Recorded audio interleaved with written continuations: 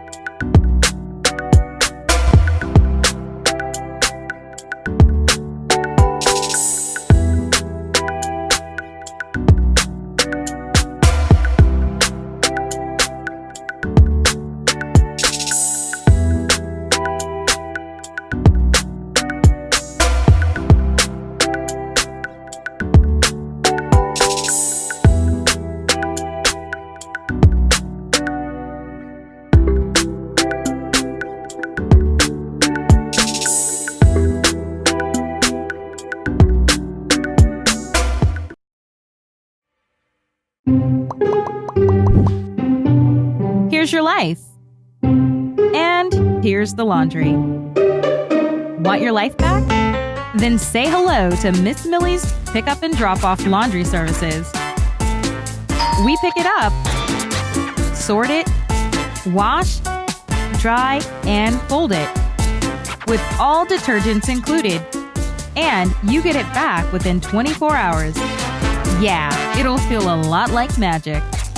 So visit our website, give us a call, or send us a message today to Give It to Millie so that you can get back to life.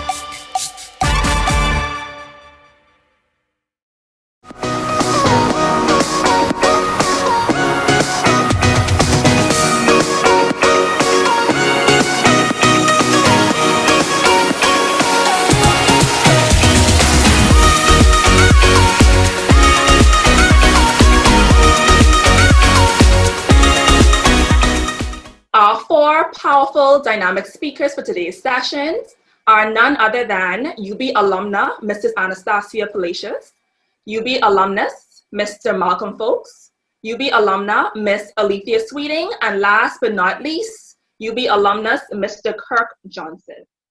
So guys, let's just jump right into it. Now it's time to hear from our most proficient and dynamic speakers for today, starting with none other than Mrs. Anastasia Palacios. Anastasia Palacios is the Oprah of oration. As the author of A to Z to the Best Me, an international speaker, television host, and confidence coach, she works to ensure that audiences are informed, entertained, and encouraged to take actionable steps towards living boldly. A former marketing manager for Atlantis, the social media manager for the first Bahamas Junkanoo Carnival, and the former associate director of advancement for the Access Accelerator Small Business Development Center. She has worked with some of the most well-known brands in the Bahamas. As the owner of the Socialite Media, Anastasia brings the same creativity and focus that allowed her to build her personal brand to individuals, businesses, and organizations. As the Youth Ambassador of the Bahamas to the Commonwealth, 2007 to 2009, the College of the Bahamas Student Union President, 2008 to 2009, and the University of Miami Student Government Chief of Staff External, 2010 to 2011. Anastasia has traveled to over 15 countries around the world to advocate for and create legislation regarding youth rights. Some of her greatest moments during that period include meeting former US President Bill Clinton, and presenting to the Commonwealth heads of government foreign ministries, and being selected by the British Commonwealth Youth Programme to represent them at the International Coordination Meeting of Youth Organizations in Egypt in 2008.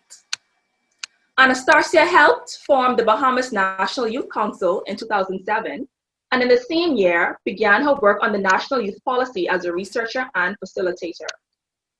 The Comprehensive Policy on Youth Development was tabled in the House of Parliament in 2014. Anastasia served on the National Advisory Council on Crime from 2007 to 2008, on the committee for the 2013 Caribbean Commonwealth Women Parliamentarians Conference, and on the Nassau Flight Services Board from 2015 to 2017. In 2006, at age 17, Anastasia was listed on Grand Bahamas Wall of Fame as the most outstanding student. She went on to win the Ministry of Youth's Most Outstanding Youth Award for New Providence in 2013. She has been nominated for 2 Bahamian Icon Awards and 2 Elevation Awards for her work as a television host and social media influencer. Anastasia assists motivating the masses as a speaker coach, helping individuals around the world perfect their public speaking. As a result of working with her, over 340 business leaders have taken the stage in over 43 countries. They have riveted audiences, transformed lives, and in doing so, are experiencing life-changing growth in their revenues. Many of these speakers have had such great impact as they have expanded their influence by writing and publishing their own books. Anastasia is married to entrepreneur and an environmentalist, Carlos Palacios, and the couple has 2 children, Caro Araya and Cruz Axel. So everyone, join me in welcoming Mrs. Anastasia Palacios, who will be speaking on the topic, Keys to Discovering and Embracing Your Authentic Self and Lane of Influence, and confidently sharing your story. Mrs. Palacios? Thank you so much for that awesome introduction, Andrika. I hope that everyone can hear me. I am so excited to be here with you at this alumni event. Now, I love engaging my audiences. I love talking to people live and in person. So if you can just let me know that you are here, I would appreciate that. If you know how to work Zoom, you know that there is a chat screen at the bottom of your screen. I just want you to take that chat screen and type in there, I am here. Let me know that you are in the building, that you are in the space, just so that I can know whether or not I can engage with you. Yes, thank you all so much for coming through. I am here. You all are here and ready to be present. And I am really blessed to be in this space and to be able to talk to you as an alumnus of this phenomenal university, the University of the Bahamas, calling it COB at the time when I was there. It is always a joy for me to speak with people, and I am going to try to share my screen right now so that you guys have an idea of what it is that we're going to be talking about. Awesome, and that should be up on your end as well. But today we're going to be having this really powerful conversation, and I'm going to do my best to keep it within the 20-minute time frame I've been allotted, because I know that the other presenters have so much to share as well.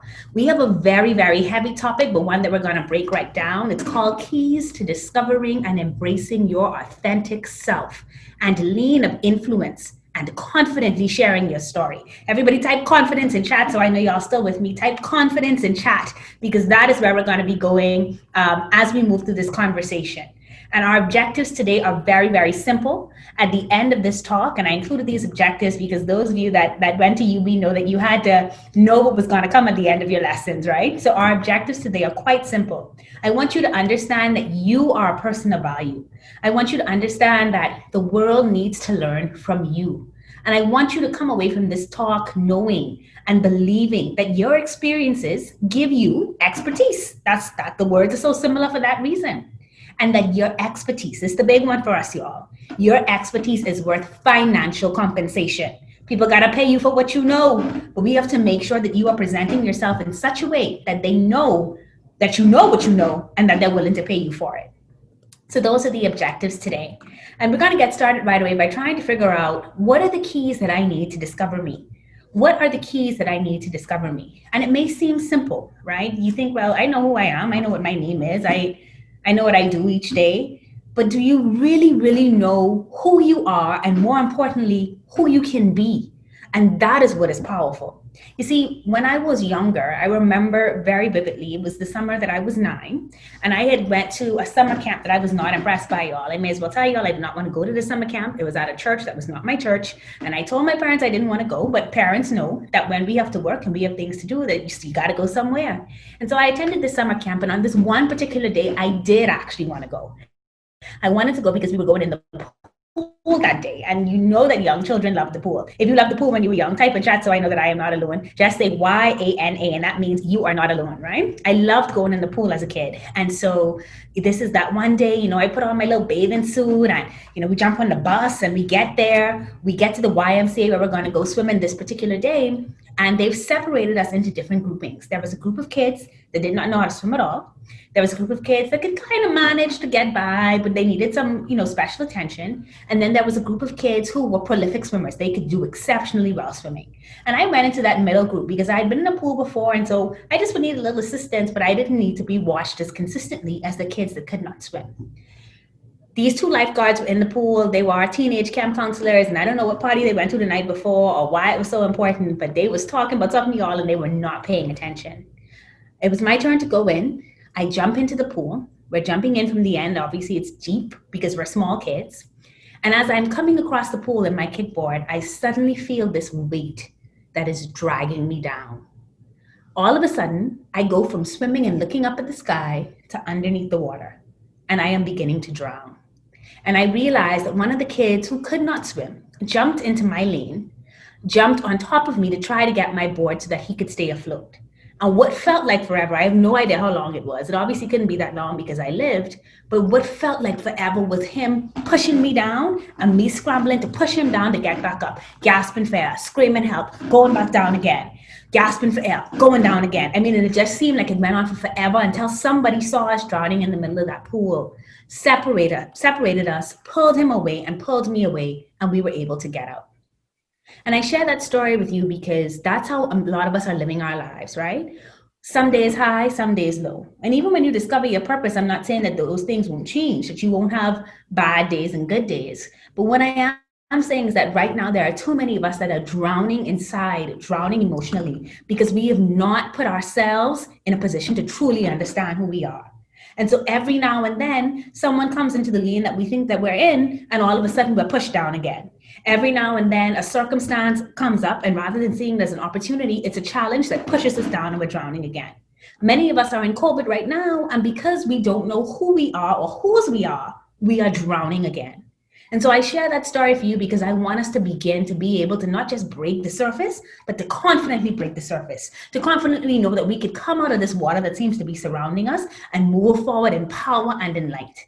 In order for us to discover who we are, we need to start with the question, who am I? What do I believe? And what do I value? Start by asking yourself those simple but important questions. What values do I stand on? Do I believe that it's okay for me to walk into a store and take things out of it? Do I believe that it is okay for me to turn in an assignment that I didn't complete and had somebody else complete for me? Do I believe that I have the capacity to be great, or do I believe that I will always be limited by the circumstances into which I was born? Do I believe that I have the power to make the life that I want and to create that life? Or do I believe that because of who my parents are or who they were not, I'm always going to be stuck in this position? You see, the Word of God tells us that we need to be renewed through the transformation of our mind. And it's not until we begin to shift our mindset and begin to realize that we could do some things differently will we ever see the transformation it is that we're looking for. So we need to ask ourselves, who am I? What do I truly believe? What do I truly value? When I was small, my mom gave us these teen commandments, and it's amazing. She gave us teen commandments, but I've never forgotten them. And I continue to use them into my adult age. And one of them that always stood out to me was stand for something or you will fall for anything. We have to know what value and beliefs and systems it is that we're standing on. And in order for us to do that, I fully believe that we need to be committed to a set of belief systems or principles. In my instance, and for many of us, because we live in what we call a Christian nation, those principles are based on biblical principles connected to Jesus Christ and to Christianity. Now, I never try and impose my beliefs on other people. I know that other people have other views and other opinions. And so if you have another religious system of beliefs or no religion at all, it just comes back to you understanding what then do I stand on and what do I believe in. For us who call ourselves Christian, we can't begin to have this conversation about who we are without taking it back to the owner's manual. I got an air fryer the other day, right? And air fryers are like the big thing right now if you cook. Y'all, I'm not a chef. You'll never see me posting my meals on Instagram or the Bahamas, a hot food page. It ain't your girl, right? But I do cook to survive and to make sure that my husband and kids survive as well. And so we got this air fryer, and it just took me a while to figure it out because I'm one of them behemoths who don't like to read the instructions. How you can learn to do something if you don't read the instructions, right? Or at least go on YouTube and see what it says. And so we had this air fryer for months. Y'all, I break out that air fryer like 2 weeks ago. And ever since I read the instructions and I know what to do, you can't stop me from cooking because the food is delicious. And it's so simple and so, such an easy way to cook. But I was wasting time for months because I never reviewed the manual. I never tried to understand how it worked according to the person that invented it.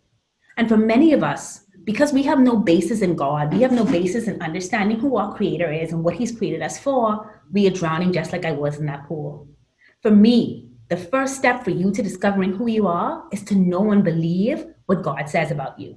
And so if you are a Christian, you need to know and understand that God says that there is nothing that you can't do. That if you walk according to his will and his purpose, that all things will work together for your good. That he will never leave you or forsake you. That in our word of God, 365 times it says, do not fear. Right? And that's a do not fear for every day of the year.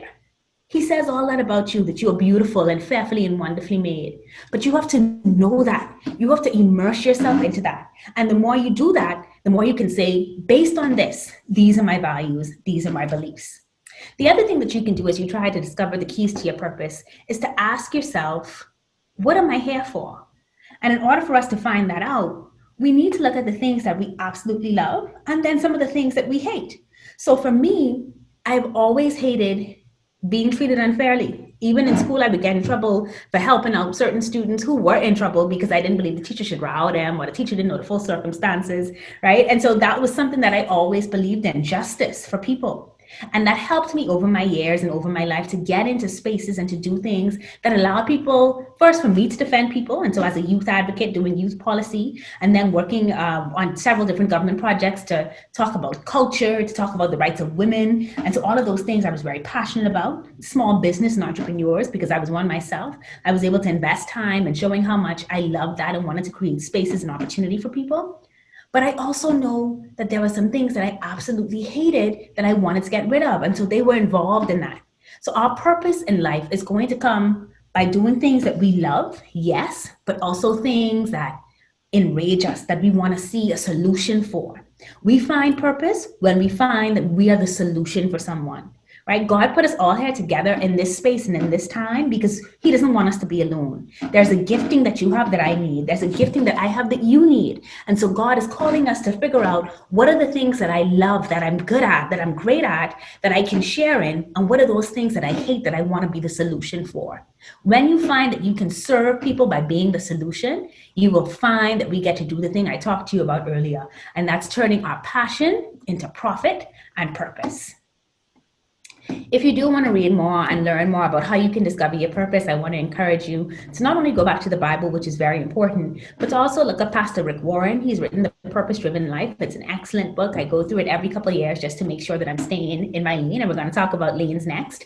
But I also would like to encourage you to check out Pastor Miles Monroe. We truly did not honor that man enough when he was with us, but he has written some outstanding books. They're available on Amazon. And if you just type in Miles Monroe Purpose, they will come up. You can also check them out on YouTube, right? I didn't actually read the air fryer instructions, y'all. I ended up going on YouTube because I'm more visual, watching it happen, and then being able to transfer that into my space. So we don't have any excuses now. We have YouTube to also teach us certain things if we go with the right teacher. So those are some ways that you can continue to discover yourself and what it is that you believe in and the purpose in your life. Now, the next thing that I want us to figure out is how do we talk about a lane of influence? How do we know what our lane of influence is? And the questions to answer, what is my lane of influence, is really simple, right? What am I good at? What do people call me for? And more importantly, what do I want to be known as? How do we begin with the end in mind? And I want to go back a bit. That day when that guy jumped into that pool and he climbed on top of me, he literally was in my lane, right? I didn't have no lane no more, y'all. Everybody typing, try to stay in your own lane. That's what people say. But if you've ever driven in these Nassau streets, you know how impossible that seems to be for many of the drivers on our street, and certainly for the young boy that day that jumped onto my back when we were supposed to be swimming. So our lanes doesn't mean that there won't be other people around us that are good like us, that might like the same things as us, that may be just as passionate as us, but there is going to be space for you and you alone. One of the things I've realized is that when God calls you to something, God also calls the people that he's called to you. I can repeat that again. When God calls you to something, God also calls the people that he has called specifically to you. And so whether you reach 1,000 people, 100 people, or 2 people, if God had them to be reached by you and you stay in your lane of influence, he will make it happen. A girlfriend of mine is a speaker. She has spent some time in human resources, and so she really wanted to elevate her life by helping to teach people what it is that she knows about human resources. We take it for granted if we know how to do a proper resume or a proper interview, but she doesn't, and she recognizes that people need help in that area. And so she started sharing videos on things that are related to HR. For a very long time, she was never able to grow a substantial following. She'd been doing these live videos for months. And on one particular night, she went live and she only had 2 people in her class. Can I tell you that that same night that she went live and had 2 people in her class, one of those people was a huge recruiter from an international company. And that person's job was to bring in speakers to empower staff. And so she was able to get from her 2-person audience, 1 person that paid her $20,000 in order to come and share her human resource knowledge. Sometimes all you need is a break from God, but you won't be able to know that and do that and come into that unless you are willing to find a lane and stay in it.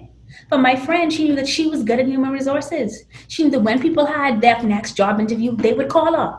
And then she knew that she wanted to be known in the long run as a human resource success coach. And so she made it happen. You have to ask yourself, and this is why we started with the keys to discovering who you were. Who am I? What am I good at? And what do people call me for? More importantly, when I think about it in the long run, what do I want to be known as? And one of the things that I always encourage my clients to do when I work with them and we craft their stories so that they could present like I present, is I ask them to write their obituary for me. Because it's so important that we want to know how we end our days, right? We know at some point that we won't be here anymore. But what is the legacy that we want to leave behind?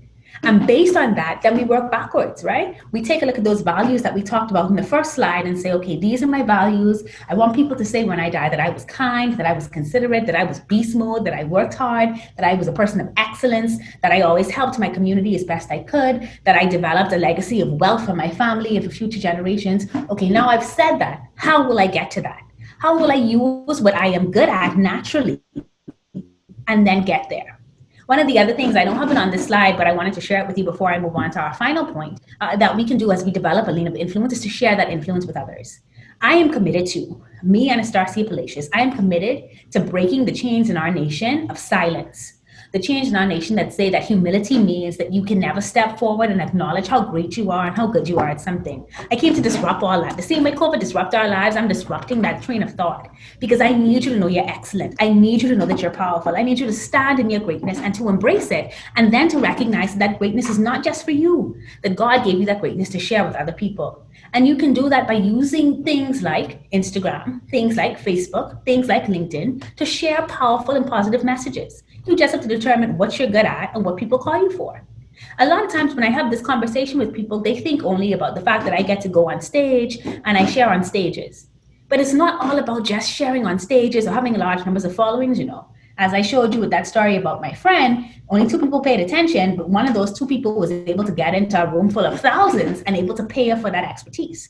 You want to be able to create your lane of influence in whatever it is that you're good at. And that could be something as simple as organizing a home.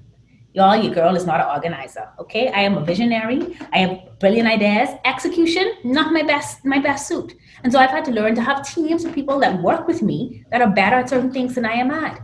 Whatever it is that you are good at, you do it with all your might. You share it, share tips about it, create a blog about it, write stories about it. But you've got to begin to share with other people, one, so that their lives are improved through your stories, but 2, also this is how you get to be known as something, that you get to have a lane of influence. So people know when they want to call somebody to motivate, to inspire, or to tell people how to market or use social media or to tell a story, they call me. And it's because I've been doing what I've always been doing, but I share things online, I've shared in groups of people, and so people know what my lane of influence is. Stand in your truth, stand in your lane of influence.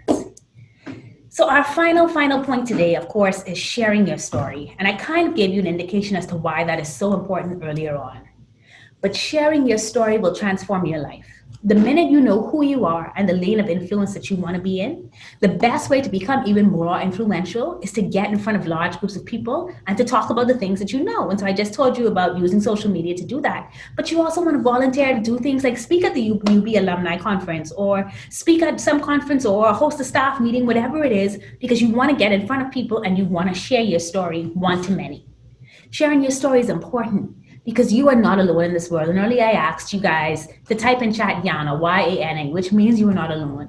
So many of us have so many shared experiences. After George Floyd was killed and the world erupted into rallies and marches and calls for justice for Black people, it was done, most people will tell you, because that man cried out for his mother. He cried out for his mother as he was dying. And mothers around the world were able to connect because they know how they felt about their sons and their children. And children who have parents know what it must be like for a grown man to call for his mom. See, it was that moment, it was that particular moment that caused so much change around the world to happen. When we share our stories, we allow people to connect with us from a space of vulnerability and truth. And so we have to own our stories. So how do you discover a story? How do you discover what story to tell, right? And so, for example, I've been able to carry this whole presentation with you by talking with you about the fact that I almost drowned as a kid. And I use that to parallel different things, including staying in your lane, what it's like to have some people, even ourselves, coming in and out of the water. Sometimes we feel like we're drowning. I was able to create a story around the story I told you, right? Which is great for presentations, including informational sessions. But how do you start to tell a story? Well, I don't have enough time to explain all of that today. So what I have done for you is I've included a free download. You can go to my Instagram, which is Home of Stars, or I'm going to post a link here on my next slide that you can go to as well. Once you click that link and you enter your email address, you will get a downloadable PDF that tells you how to break down your story. But in the meantime, if you would like to, I want to encourage you to start journaling. Journaling has been proven, scientifically proven, to reduce stress. And so in these stressful times, it is critical to do that, to improve your mental capacity. And so it causes you to engage all of your brain at one time, and to even improve your health. And so we know in these COVID times that that is important as well. Start to journal. My men especially, you have more weight on you than you sometimes realize, or sometimes we realize. And because our culture has not allowed you to talk, sometimes it's hard for you to be able to share those experiences and get therapeutic relief. Journaling is especially important for men, and they've found in studies that journaling does even better for men than for women. So I really want to encourage you all to just start to write down your day. Write down the things that made you happy, the things that made you sad. You will find that you are on a process of self-discovery, which is how we began this. And that someday those stories will be worth putting into a book and sharing with the world, or if not, just leaving behind as a legacy for your children and your children's children to know how to get through hard times, how to push through, and to become better people. I always tell people, you never know what a journal can turn into. People like Anne Frank, who wrote her diary, we now use it as a source for understanding the Holocaust and how it impacted young people and people all over the world. One of my favorite books that I read as a child and still love today is from one of the leaders of our nation, Sarando Folks, and he wrote The Faith That Moved the Mountain. Phenomenal book, so well told, funny but true. And it just showed you the power of great Bahamians. And we need to read more and write more about ourselves so that we can believe in the power of us as a nation and on a world stage and who we are as a people, but also so that we can inspire future generations in terms of what is possible. And to write out the challenges that we face, that other people don't have to go through the same thing if they choose to read our words. So I really want to encourage you to do that. And I want to remind you that, of course, if you want to start to unearth that story, you can go to this link. It's https://rb.gy/NQNRGH. You can go to that link, or if you go to Home of Stars on Instagram and you hit the link in my bio and you click on Unearth Your Story, it is there for you as well. You will also be joining my mailing list. And of course, that means you get to find out whenever I do these sorts of talks, or more importantly, whenever I'm offering more courses for you to learn how to tell your story. But I can assure you that there is power in telling your story. Before I go, and I'm going to leave right now because my time has wound down, I want to just remind you that anything is possible. When I was at the University of the Bahamas in my last year, it was a challenging year. I was the COBUS president. I had a vice president that was undermining me at every turn and even tried to get me impeached. But in that same year, as I embraced my vulnerability, as I was uncertain about my future, I had the opportunity to sit on stage next to a woman who was on the college board. And she asked me what I wanted for my future. And in my truth, I said to her, I would love to continue my studies, but my family is not well off enough for me to continue. And I don't know if I can get a scholarship at this time because I've been serving in this COBUS capacity. And I don't know if I can qualify for scholarships just based on where my grades are. And she said to me, oh, don't worry about it. I'll pay for you to go. And just like that, God opened the opportunity for me to continue my education at the University of Miami. When we are willing to stand in our truth, to recognize who we are and our purpose, and be committed to that purpose. When we are able to recognize that we are also called to be influencers and we stay in that lane of influence. When we are authentic and truthful, God will send the right people at the right time to open the next door for you. But you've got to be willing to tell your story. Thank you so much for listening. It's been a pleasure talking with you all today, and I will be here to answer any questions once we're done. Bye.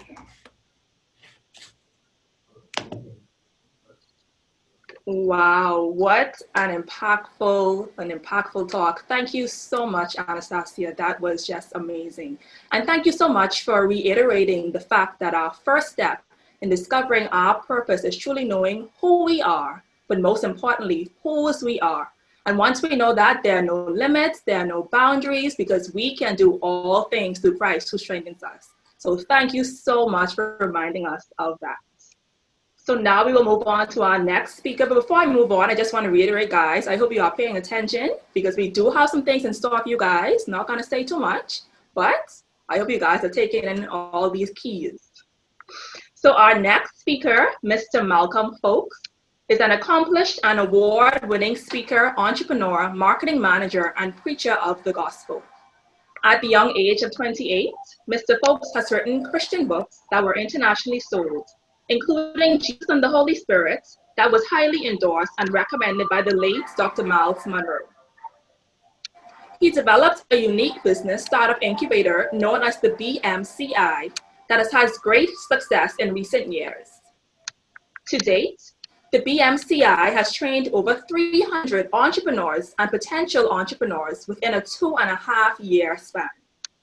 Mr. Folks is a holder of a Bachelor's of Business Administration with a concentration in marketing from the University of the Bahamas. He is a former sales and marketing manager in the real estate division of Bahamas and the former marketing manager at Colombian Emeralds International and Duffy Limited stores within the Bahamas.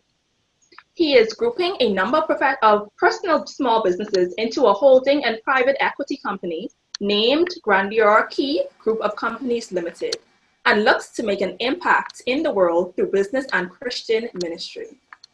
Malcolm has served as the Union of Students Treasurer at UB and started a campus ministry at UB that lasted a year, but had a profound impact on the campus. He is the recipient of the 2015 National Youth Award in Religion and the 2018 Change Agents Myles and Youth Munroe Awardee for Outstanding Leadership. Malcolm's life statement is to be the church. He is active in Christian evangelism and preaching through walkabouts, social media, business forums, columns in the newspapers, and every time an opportunity allows. So everyone, let's welcome Mr. Malcolm Folks, who will be presenting on leadership. The floor is yours, Malcolm.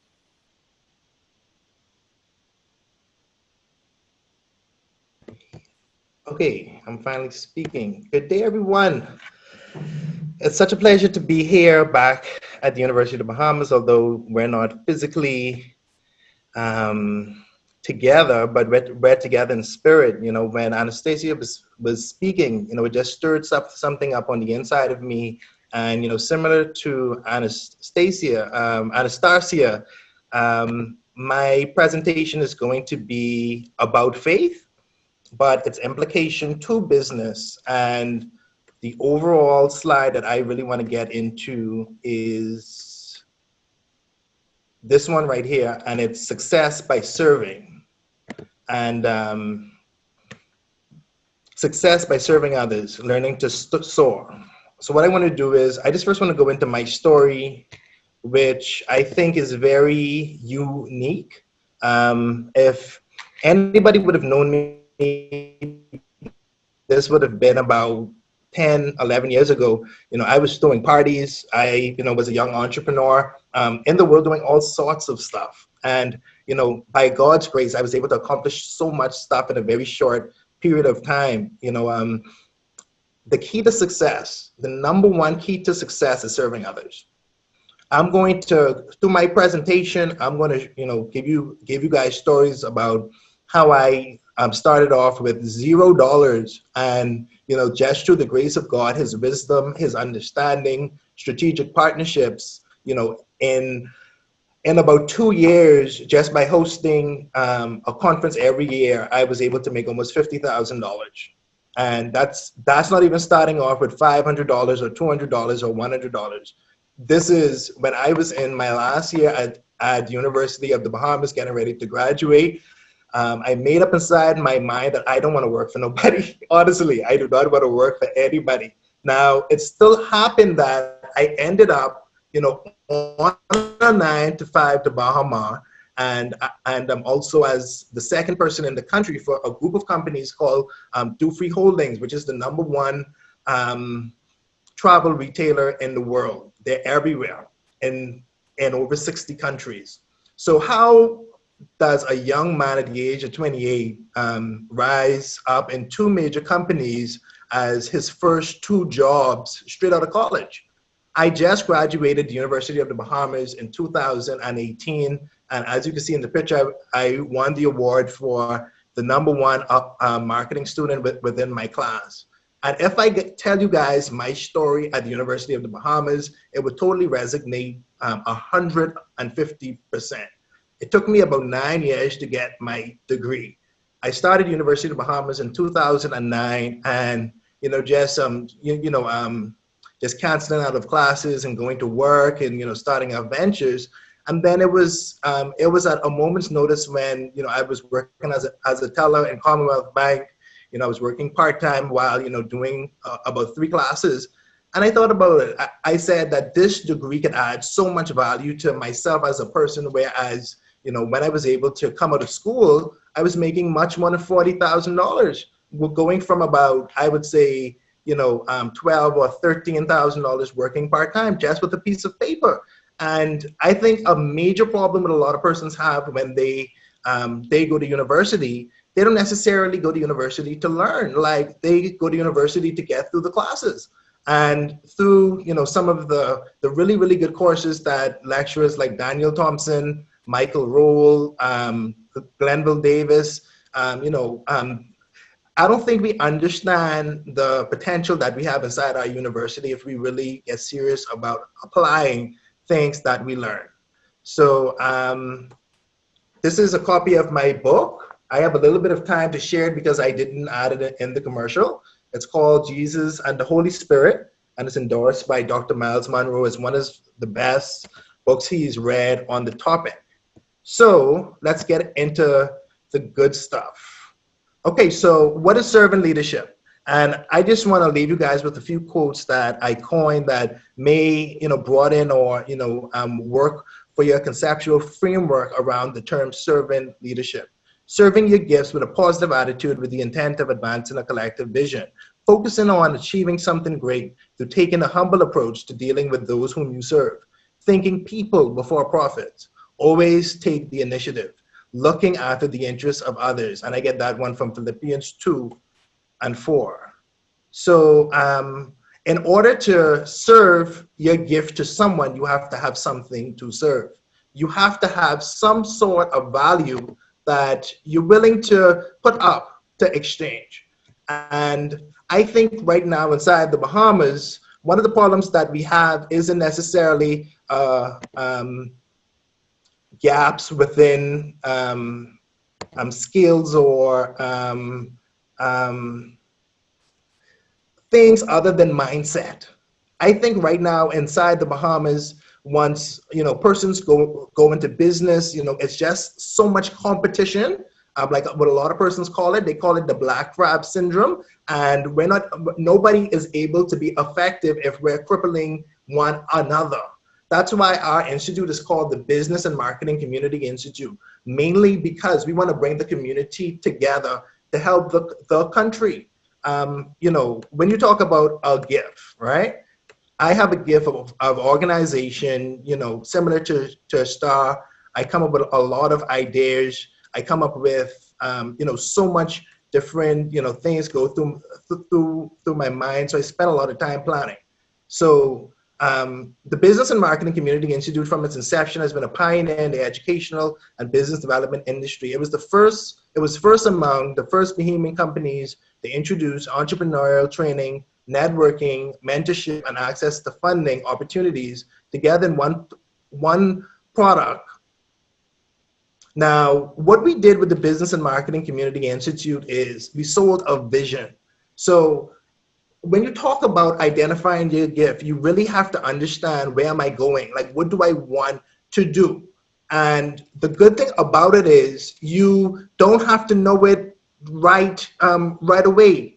The goal is to consistently pray on your vision, consistently research, and you really have to get into some serious testing of your idea. You should really try to, bounce your idea off of anybody whom you feel comfortable with in order to see it come to fruition.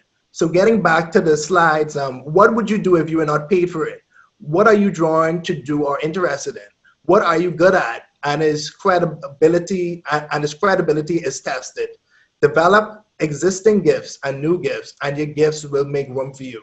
So really and truly, you have to really understand, what are you so passionate about? What are you good at? What could you do without being paid to do it?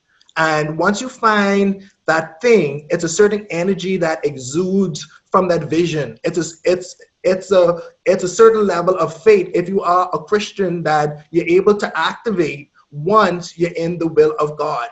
So for me, similar to Star, in Him we move, in Him we live, and in Him we have our being. Like, I am so unashamed about the gospel of Christ, is because where I was as an individual, it's totally different to where my life is right now. So the goodness of God cannot be comparable to anything that we could ever attain, any job, any entrepreneurship. Nothing could compare to the presence and the grace and the sweetness of God. And, you could really see it shown so much inside business.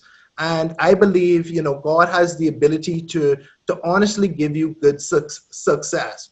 So what you want to do is you want to exchange value through service, and you want to over deliver every time. And when you set expectations, you want to set them reasonable for your business, and ultimately you want to build relationship. And you want to trade not on fake value or anything false. You want to trade on real value. So what that means is you have to cultivate your gift. You have to be so creative and innovative. And I just want to leave you guys with some mentorship tips, and then I will be done. The current economic situation that we have here inside the Bahamas is very dismal. The IMF said that the economy is forecasted to contract by about 14.5% over the next year. Now, let's keep it in context that last year, the economy grew by 1.5%. So it's way over 150, 200, way over that percentage decline, contraction that our economy inside the Bahamas is going to be going through. So what does this mean for you and me? That means that unemployment is going to go up. It means that, luxury services and, certain industries for a long time will be disrupted. And it ultimately shows that those who innovate and those who capitalize on real opportunities and to be first movers before things get up will really have a head start on a lot of persons right now who are, really stuck. And really and truly, it's so understandable that people could be stuck now, because this virus is, one of the worst things I've ever seen inside my life. Other than this, I would say maybe the death of Dr. Miles and my grandmother, but this pandemic is, very real. But I want to let y'all know that God is real as well. And, just how Elijah got food from the raven, I believe that for God's people, 2021 could possibly be the year of the small business. Simply because right now, there are larger companies, and I'm talking to them every day, who are taking so much hits because of large overhead. For persons who cultivate gifts and really and truly look for a competitive advantage inside this environment, opportunities could be vast. So it's so much new things that we can do here inside the Bahamas. And I really look forward to closing off. What you really have to do is, you have to see the opportunity. You have to build your vision. It's good to prototype, get focus groups, get, the MVP lean startup approach. You can get the book Lean Startup from Eric Rice. It's a very good book on lean, starting up a startup very small. You really want to test, because you don't want to invest a lot of money into something and it fails. So, a good class to take at UB for testing is market research.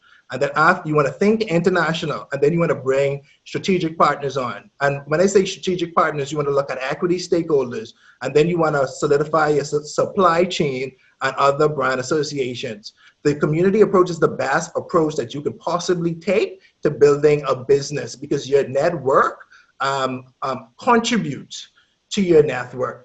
And, my thing is to try, fail, learn, execute, and follow excellence and your passion and keep going. So I just want to end with a short video. This is me at COB. They called me Malcolm X. This is supposed to be an X there for Christ. And, this video is very sentimental to me. If it plays, hopefully it does. This was the first time I ever shared the gospel of Christ. And about a few months before this, I would have been throwing parties. But listen, it's something special. It's something special that happened within myself, what the Lord Jesus Christ put within my heart, that caused me to change and give my life over to Jesus Christ. Many of you out there, y'all may be listening. Y'all may feel an inclination within your heart that, all right, let me listen to what he has to say. No, let me look at my friend and let me look and see what my friend has to say about him. These are things that may be going through your mind, but at the end of the day, this isn't about Malcolm. This isn't about none of the Lean On Me group. This is about you and your salvation with Jesus Christ. There's a lot of persons out there, they may be scared to come to you, and they may be scared to let you guys know this, but our God is a risen Savior. And I want to let you guys know this, and don't be ashamed to profess the name of Jesus Christ, wherever you may be in thought, word, and deed.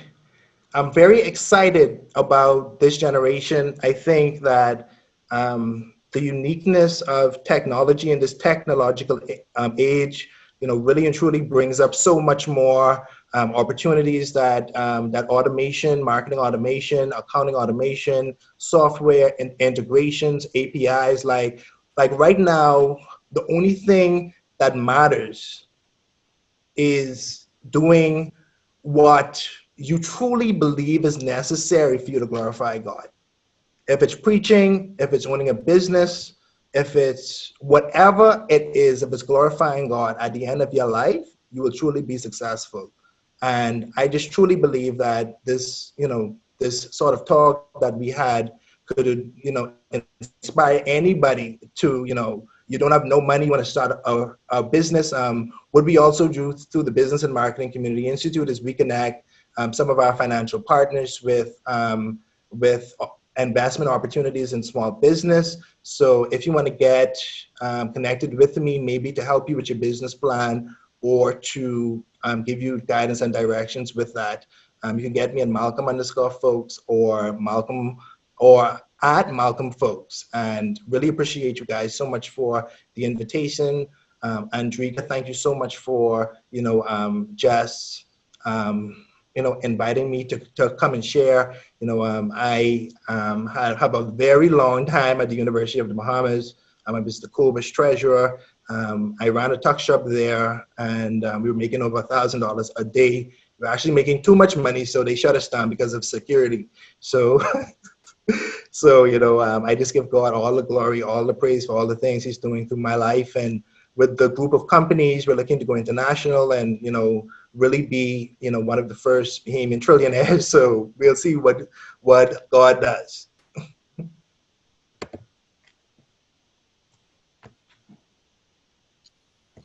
Thank you so much, Malcolm, for those keys to becoming servant leaders.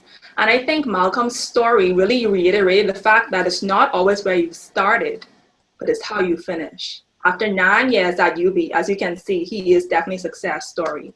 And I really love that Malcolm also reiterated the importance of cultivating our gifts, being innovative and being creative. Very, very important. I'm sure you guys are downloading all these nuggets and key points because, I mean, I know I surely am. All right, so moving along to our third speaker, Miss Alethea Sweeting. Alethea Sweeting is the founding partner of Miss Millie's Pickup and Drop-Off Laundry Services, where she lends her creative business savvy to all aspects of branding, marketing, client acquisition, operations, and customer service. Landing her dream job after university, she started her career in marketing as a brand director for America's largest nonprofit organization for youth, Teen Mania. She strongly believes in the value of innovation and customer relationship, and this is what drives. Aside from her entrepreneurial pursuits, Alethea has turned her passion for music into an acclaimed international recording artist. So let's welcome Miss Alethea Sweeting, who will be speaking on the topic Innovative Leadership and Entrepreneurship. Hey everybody, like she said, my name is Alethea, and I'm so happy to be joining you all today. The last time I had an opportunity to speak in front of aspiring UB students and associates, I was asked to do so off the cuff, my favorite thing to do. And now that I've had an opportunity to actually sit and think about what it is that I would like to share with everyone out there, I really do pray and hope that what I say today is something that matters to you, not just because, you know, you're hearing it, but because it speaks directly to you in this moment in time. So today, as you already know, we're going to be talking about innovative leadership and entrepreneurship. It is already an exciting topic, but I think not only is it an exciting topic, it is a relevant topic. And it's relevant because, like Anastasia said in one of her recent keynotes that I watched and I thought was really well done, innovation can be birthed from a place of crisis. So I feel like it's a great time to have this conversation. So in order to set the foundation for this conversation, I need some participation because it is very weird looking at myself speaking. So if anybody can just write down, this is what we're going to do, a small activity. I want you to write down a company, a person, an artist, anybody that comes to mind when you actually think of the word innovative. All right, I'm going to give you guys a few seconds to do that, and then I'm going to start reading in the responses if I can see now.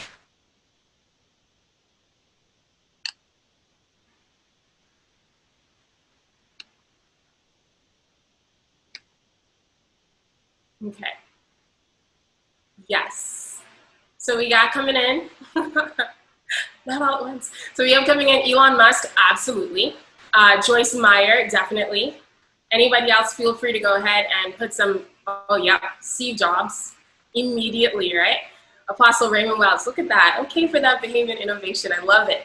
So I'm gonna ask you, keep coming in with those. I'm going to reference those in a few seconds, but I wanna set up our conversation before I dive deep into those, okay? And also I wanna let you know, I'm gonna reference that by asking you a simple question. What about them makes them innovative to you, okay? And also in the industry.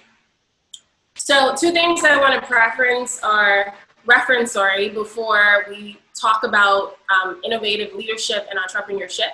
And two of those things would be one, mindset, and the next would be need, okay? Mindset, because today I'm going to talk to you about how to actually live an innovative life as a leader, as an entrepreneur. But I also think that more than me telling you how to do that, I need to help you to understand that before you can get to that point of living that out, you need to first believe that you can be that innovative person, like all the names on this list that you guys are putting down, right? You can be that person. Like scripture would tell us, as a man thinks, so is he. So before we even have the conversation of how to practically engage in being that innovative leader and entrepreneur, it's important that we understand that you can, all right? None of these people on this list are doing something that you cannot do. None of these people on this list are coming up with ideas that you yourself cannot come up with. And I'll tell you why in a few. The thing about it is, leading us to point number two, as a foundation, the second thing is need. I want to talk about need real briefly, because when we think of innovation, I think sometimes we put these people on this list and some people that you may not have mentioned before, already, We put them on this list and we say, oh, this is the list of all these people who can do these amazing things that I can look up to and I can admire, but I probably won't ever get as far as they are. We may not say that to a friend or to a family member, but somewhere in our minds, we may be thinking, oh, I can't do it, you know? But the thing about it is that all of these people have this one thing in common that I think they have in common. All of these people have the thing in common. All of them are meeting a need. They're not just sitting down coming up with really cool ideas to themselves and then sharing with a friend, and then the idea becomes important. Maybe Elon Musk, you know, once in a while he'll say something and you know, everyone rallies behind it. Yes, let's do that. But all of these people are actively meeting needs. This is what makes them, in my opinion, innovative. All right, because you can sit in your room and you can be creative and you can talk about ideas as long as you want. But the purpose of innovation is that you're creating something that is actually speaking to an unmet need. All right, and so this is how I'm referencing these people now. Elon Musk, so many ideas. I mean, we all know, right? Steve Jobs, Apple products. Joyce Meyer, Apostle Raymond Wells, Apostle Matthew Stevenson, Jeff Bezos, Amazon, absolutely. Craig Flowers, Sebastian, of course. Most of these people on this list, probably with the exception of Elon Musk, but maybe even him too, most of these people on this list are doing something that other people have already done or have already thought of. They didn't start from scratch with their ideas, but what all these people did, I think, all of them paid attention. So today's conversation, as we're talking about innovative leadership and entrepreneurship, is a conversation about how to pay attention so that you can be that innovative leader that I know each and every person in here can be or is already actively being. All right? So I want to present to you 3 ways in which I believe you can do a better job at paying attention. Okay? So firstly, in order for you to be an innovative leader, an entrepreneur, I believe it's very important that you learn to look to yourself. All right? Look to yourself. Why look to yourself? Because you have a valuable opinion. Your experience is a valuable experience. And if you don't believe me, next time you go to, McDonald's is doing it now. Next time you go to McDonald's, next time you go to Wendy's, they're going to go ahead and give you this little sheet. I know Wendy's used to do it. McDonald's is currently doing it. They'll give you a sheet and they'll say, hey, what do you think about your service today? What do you think we can do? Can we give you some free food so that you can give us your opinion about how, or give us an understanding of what your experience is like? They do that because they know that what your experience is going to be is going to help them to it's going to help them to make more money. It's going to help them to improve their product. It's going to help them really and truly to become innovative. So if a company is willing to pay you, you know, whether it's in product or in actual funds, if a company is willing to pay you for your response to your experience with them, how valuable of an opinion, how valuable is your experience to them? So if they can pay you, that means you should probably start paying attention to yourself. That means you should probably start paying attention to your experiences, right? So here are a few questions that I think you can ask yourself to make this a lot more practical than just words. A few things that I think you can do to make sure that you are paying attention to yourself and looking to yourself as a pathway to coming up with innovative ideas. Because remember, innovation is about meeting a need. A few things I think you should be asking yourself on a daily as you experience products, as you listen to music, as you hear sermons by preachers, as you literally go to a government office, can we be real, or stand in a bank line. These are some questions that you should be asking yourself. What are some of the things that are annoying me right now? What's annoying me right now? What are some of the things that I wish was easier? It's just too complicated. I just need it to be easier. What are some things that you would make more affordable or you would make more organized? What are some things that you would manufacture better? And another one is, what is something that you wish existed? A product, a service, a sound, anything. What is something that you wish existed because you really, really could use it right now, but as far as you know, it doesn't exist? Looking to yourself could be the answer the world has been waiting for. Because like I said, your experience is a valuable experience. And if someone is willing to pay you for your voice on a thing, I think it's important that you listen to your voice on a thing. The idea is not to be myopic about it and to think that the whole world revolves around you and your experience. But the idea is to constantly be looking for different avenues from which that moment of innovation, that idea, that thought, that new products could come from. One of those places is your personal experience. So I want to share my story about my company as I go through this time, because I believe, actually, not until after I finished writing this whole thing out did I realize that, oh, I went through all of these steps in coming up with my business idea. And my business has been in operation for almost 2 years now in a couple of weeks. And all of these things are things that I realized I went through. So to share part A of the story as to how my business came to be, I came back from Europe. I decided to quit my job, but then my job decided to fire me. So I'm so great. I actually was a great employee, but I came late all the time. Anyways, 3 weeks before I was supposed to leave, I ended up getting fired. And so that was great for me because I got my money to travel with. But after I left, I knew that I was not coming back to the Bahamas to work for anyone. I knew that I was going into an uncomfortable environment because I wanted to challenge myself to grow and give myself room to think and to create. And so when I came back home with $50 in my name, I was like, we're about to do it. I don't know what kind of business we're about to start with $50 in my name, but we're going to do it. So I had this whole idea to start a Takis business. Y'all know Takis, the chips? Not sure if you know about Takis, but I fell in love with Takis. And I was like, we don't have Takis in the Bahamas. I like Takis. Let me see if I can bring Takis to the Bahamas. And everyone in the States is buying Takis. We should bring Takis. So I came back home and I was like, I'm going to invest this $50 into Takis. Did not work out. 2 days of research and I realized, yeah, Lydia, it's not going to work out. $50 is not going to cut it. And everything involved in getting the amount that you need to actually make this work, it's not there. So I took that $50 and I went to Seafront Sushi and I ate. But a few days later, a friend of mine decided that he wanted to catch up with me, and we decided, hey, we have a bunch of laundry, and laundry takes a lot of time. So how's about we go ahead and catch up over laundry? It's been 5 months. We have a lot to talk about. It'll fill up the time, right? And so I decided to make a plan to go to the wash house instead of going to our family-owned wash house, which I did not have to pay for. So part 1 of this story to be continued. Question in that, and I would love for you to respond, but I know that we're on a time limit and it may be a little bit interesting to see you respond. But what do you think were some of my clues in speaking about taking clues from my personal life that could lead to innovative ideas, performing businesses, for participating in leadership in a better way? What are some clues just from that short piece of my story? What do you think were some of my clues? You can go ahead and think about it, and you can even write it down, but I'll also share it with you, okay? So 3 clues that I got from this and just looking to myself. 1 was that I was ready for entrepreneurship. I was ready for entrepreneurship, and so that made me open to the idea. So I was actively in the process of thinking, what could I do, all right? Secondly, I recognized that laundry takes time. In my personal experience, I was not excited to do the laundry, but I wanted to catch up with my friend, and it was a great opportunity, so we took it. Thirdly, I realized that I was willing to pay to go to the wash house versus going to where I could wash for free because my family owns a whole wash house. It's just so far from where I live, so I decided that I didn't want to go that far.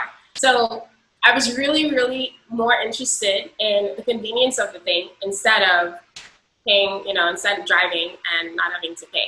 All right, so those are my 3 clues in looking at myself. So let's talk about the second thing, listening to others. So now that I'm looking at myself, valuing my experience, next I'm going to listen to others.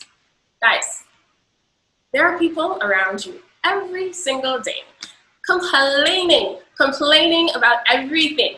They don't like that this takes so long. They don't like that this is not done well. They don't like that this is disorganized. People are around you all the time telling you what kind of business you need to open up, telling you what kind of leader you need to be. They're telling you what their needs are, literally. And the only way that we can actually harness the truth and the reality, or harness that to actually create something that will work for us, that will fit a need, is if we pay attention. If we pay attention. The next time, this is a challenge because I don't want to be on this for too long because I think that's big in and of itself. Listen to others. The next time you're on a line, the next time you're talking to a friend or family member and they're complaining about something, the next time a friend says, "Wait, I really wish we had so-and-so," write it down and ask questions. Figure out a very natural way to engage with someone. Instead of saying, "Oh my gosh, you're so annoying, I'm so annoying," ask them questions about it.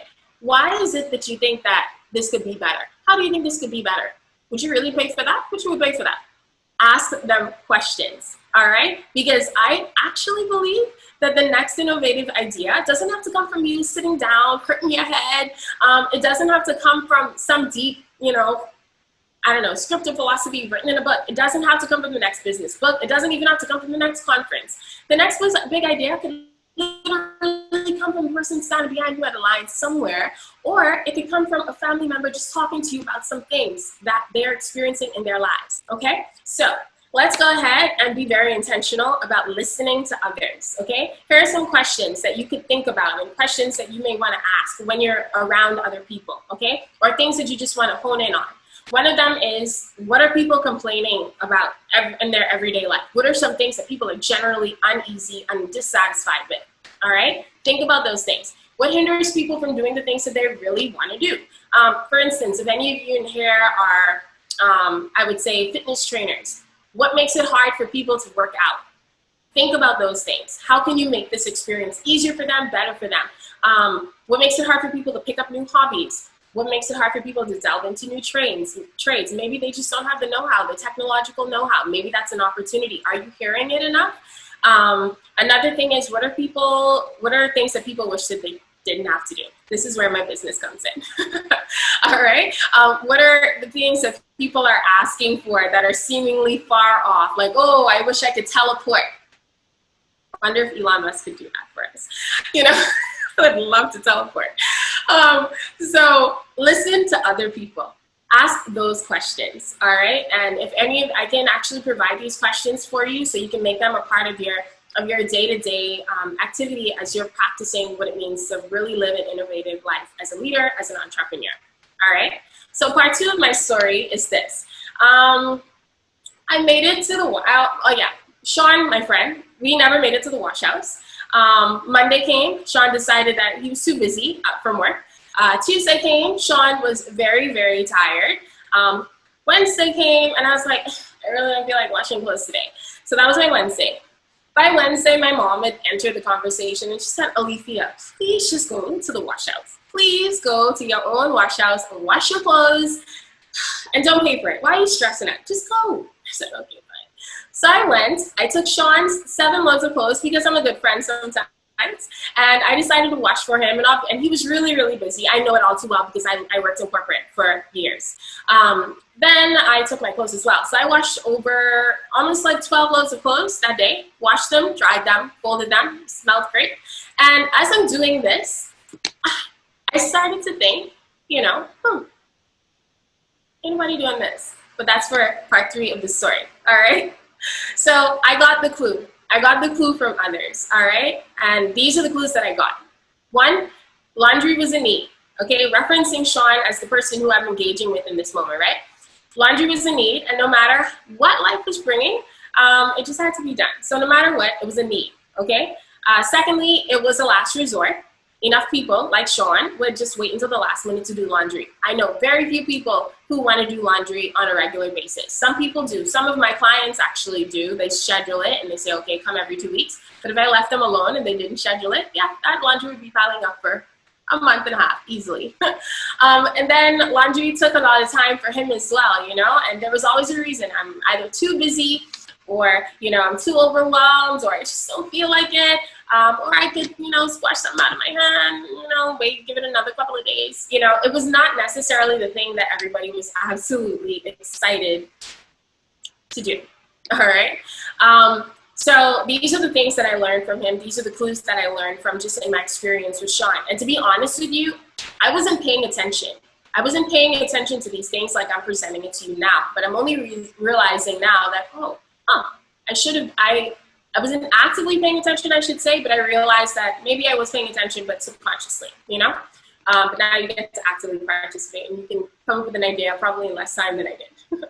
All right, so let's move on to our final point for this particular conversation, and it is learning from the market. All right. I want to reference Elon Musk again, simply because I have a friend who's an Elon Musk fanatic, so I always know what's going on with Elon Musk. But Elon Musk has these really outlandish ideas. Some of them you may even think will not happen. Are you serious, Elon Musk? But enough of them are things that can actually be applied right now. I'm using Elon Musk as an example as I'm talking about learning from the market, how to be innovative, because innovation comes with a time frame, okay? Simply put, there are things that the market is ready for, and there are things that the market just is not ready for, okay? One of the things that they teach you when you're coming up with a business idea is to study market readiness. How ready is the market for the idea that you want to present to it? It's something that you have to consider. Now, the good part of this is that the conversation that we're having today is really about how to observe what is good and what the market is ready for. Right? So what you want to do on a daily is you want to constantly be asking yourself, what technologies are available, for people to use? What are some of the things that people are already doing for themselves? Okay? There was a book that I read some years ago. I didn't even read the entire thing, can I just be honest? But I read a few pages of this book, and that's all I needed. Sometimes you just need a few pages, and that's it. But I read this book. Yes, I can definitely repeat the third point. The third point is learning from the market. So to reiterate, the first point is look to yourself, listen to others, and then learn from the market. All right? You're very welcome, Derica. So the thing is, I read this book, and in those first few pages of the book, he said something so profound. He said, if you're thinking about starting a business, here's how to start a business that will absolutely work. He said, find something that people are already doing for themselves, do it for them, and do it better than them, right? So how easy is that? I mean, that's a simple thing. So if you're already looking to yourself, if you're already listening to others, and you already know what people are doing and what they're tired of doing and all of that stuff, and then you look at the market and you realize that the market is ready for this because, let's just say, for instance, in my field, the pickup and drop off laundry service, people are already dropping off their clothes. So I know that the market is already ready. I know I don't have to, people aren't going to be like, oh, I don't want to give her my dirty underwear. They're going to give it. The people who already want to give it will give it. I don't have to convince anybody to give me their dirty underwear. Come on. They're there. They're doing it. I'm only going to make it even better for them, right? It's the same thing that to use the company, not Expressive, Blue Postal, same, but, I'm going to honor them by using their actual name right now. So Blue Postal, their service, their courier service, I mean, is it really innovative? But they're number one, and they're making money, and they have a strong brand in our country, So they're out there doing their thing, and someone may say, oh my gosh, Blue Postal is an innovative company. You could say that, but really all they did is they observed what was already happening in the market, which is that people were already shopping online. People were already waiting to go away so that they can pick up the stuff they purchased offline, because Jeff Bezos already made it possible. So, and people were doing it in so many different forms. So the idea is that innovation doesn't necessarily mean you have to come up with something absolutely novel. It doesn't have to be novel. It just means that it has to meet that need. And so like I'm saying, as far as looking at the market, a few things that you want to constantly be asking as you're going over these ideas that I'm sure you already have in your mind. As you're going over these ideas, you want to think thoughts like, what types of businesses are actually winning right now? Which businesses are working? Which businesses do you see pop up and they're like, oh, that's a cool idea, and then they don't last?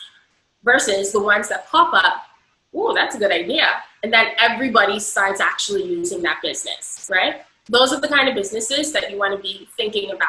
Look at how people respond. And not only look at how people respond as far as the fact that they're actually purchasing or participating in this company's offering, but consider, I guess, a little bit deeper. What is it that why? Ask the why. Why is this so relevant right now? Another question that you may want to ask when you're considering, is the market ready for my idea? Is my idea innovative and necessary for the now? Okay. What technologies are trending? Okay. So for instance, everybody does everything with their phone, right? Everybody uses their phone to do everything. And so apps are really good. What kind of apps has nobody created in the Bahamas as yet that could be absolutely amazing for the Bahamian population, and specifically for the Bahamian population? Think about stuff like that. What are people doing for themselves already? To reference the point I made about the book, what are people doing? What are people doing for themselves that they just really wish they, didn't have to do, but it's something that you could actually do for them, and better than that. What are some needs, generally felt needs in the marketplace? What are some things that people just really need and nobody's actually catering to it? So these are a lot of the things these are just a few of the questions. I'm sure if you actually sit down and you think about it, there will be some other questions that you can consider when you think of market readiness as it relates to presenting to the market an innovative idea, or as a means of coming up with an innovative idea. So to really, I guess, to cap off the last part of my story and to round up our conversation, I want to tell you how it worked out. I think you already know because she said it in my bio. But the final part of that backstory is that I did Sean's clothes. Like I told you, it was like about 12 loads of Sean's clothes, of our clothes together. And I started to think, okay, so our wash house has existed for about 12 years now, and I was never involved in it, but our wash house was just really not in a good shape. And we really weren't in such a good shape I think we had maybe about about 4 or 5 working washers at that time. Okay, so we have 4 or 5 working washers. We can't compete with Super Wash around the block. We can't compete with Sunrise Wash House on the block. Like, we really can't compete with these people around here because they have their stuff together. And we're out here in debt trying to survive, And so because of that, I started to think, okay, if we can't compete with what they're doing, how they're doing it, and we're already offering drop-off service too, everybody does it, right? What can we do that can help us to make money and also serve a need? So thinking these thoughts as I'm, folding Sean's clothes, and the idea hit me. Let's do a pick up and drop off service. It's absolutely convenient, and convenience is definitely something that people want. People are already dropping their stuff off, so they're already familiar with other people doing their clothes instead of them doing their own clothes. And it's the way that we can kind of step into a different part of the industry that nobody has tapped. So we don't have to compete. We get to do it different. We get to do it new. We get to set up systems that are so amazing that it's going to be hard for even the big boys to copy us in that amount of time. And it's weird because I started the business with this mindset of, well, the big boys are going to catch up with us, or the big boys are going to catch on to this different idea or this different way of doing the industry. And I gave myself a time frame. I was like, okay, we can go 6 months before somebody catches on. So that's why we didn't promote. Anyways, another story. But all that being said, started the business within 2 months of coming up with the idea and realizing that this is the different thing that we could do to set us apart and to really actually meet a need. 2 years in, I can look back and say, wow, that was the idea. It wasn't what I went to school for. As far as, being in the laundry service industry, I did not want to. My dad owned this business for, like I said, like 12 years before he passed away. And even after he passed away, I didn't want to have anything to do with it. But I knew that I wanted to work for myself. And I also knew that my creativity and my innovation thrives in doing something that nobody has done before, okay? And so this is where that idea came from literally observing the market, observing what was happening around me, and also at looking at myself. So again, to round it all off, I believe you guys, you're very capable. You're more than capable of coming up with the new idea, the new leadership strategy, the new entrepreneurial endeavor. I believe that you can do it because it's easy. It's easy not to start a business, but it's easy to come up with an idea that somebody would buy into, because that idea you have is truly innovative in that it serves a true need in the community and in the world at large. Innovators of any level, of any type, are not people who wake up one morning and are just boring creatives. They're not those people. Innovative people are people who simply pay attention. All right. So thank you guys so much for this time. I'm open for questions, and I really hope that today's conversation served you well. Thank you.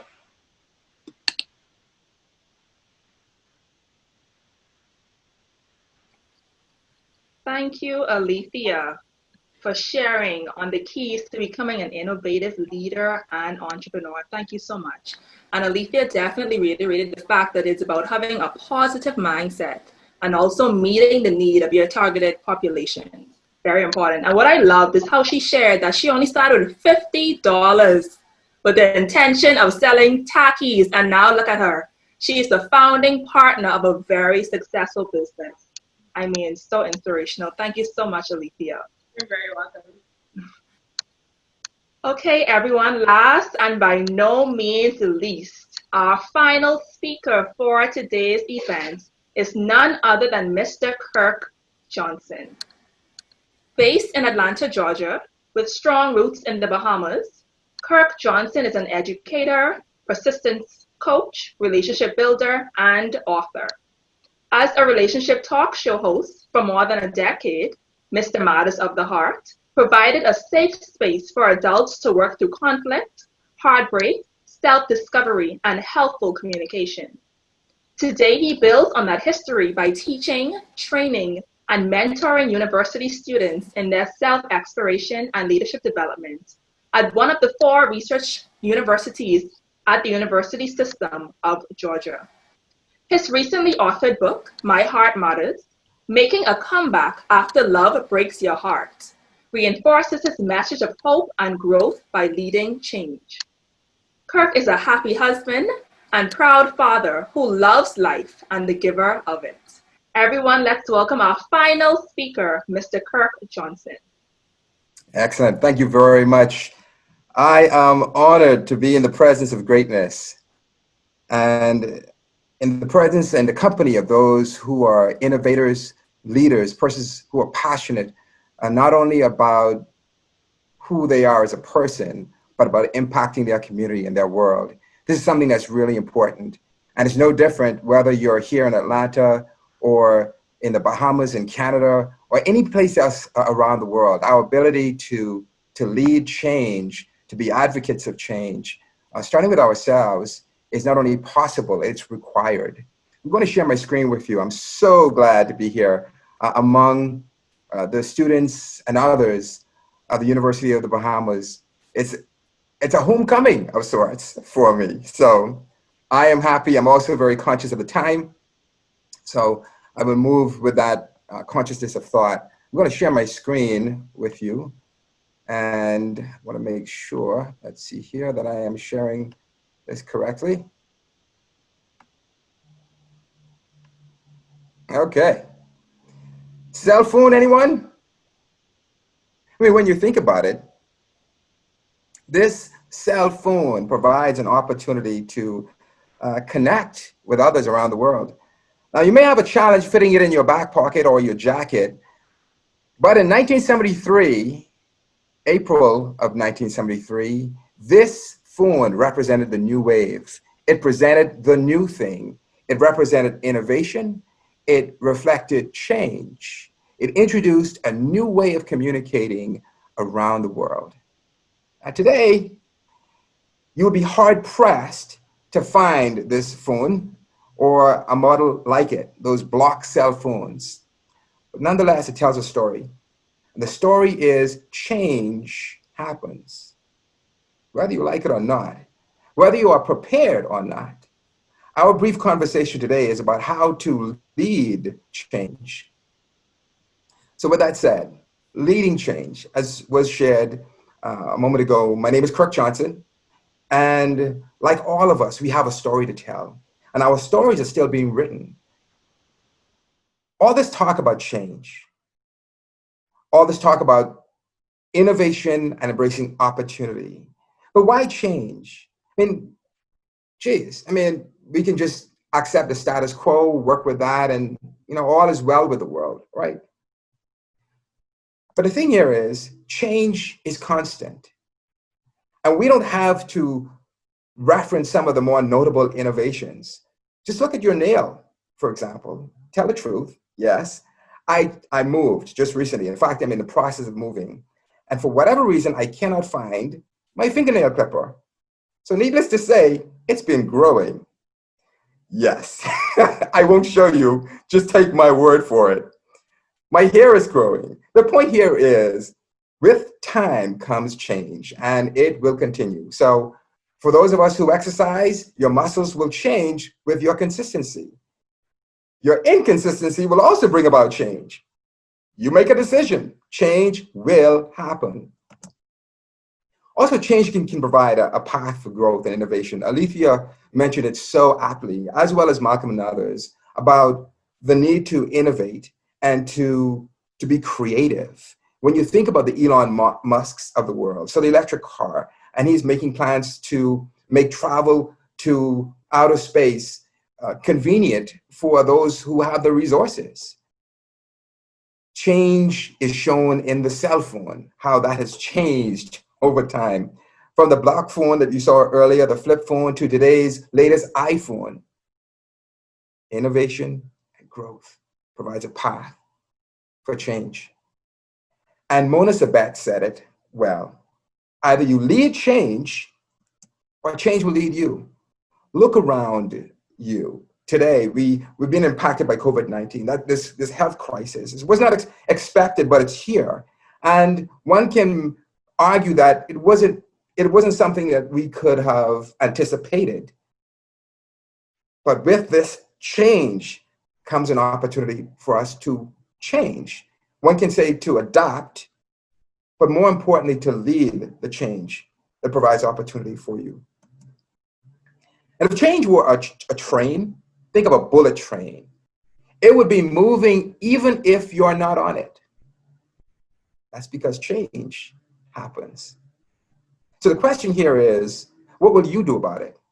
Will you be simply a conduit of change? Or will you simply be the recipient of change and simply move and adapt as things happen?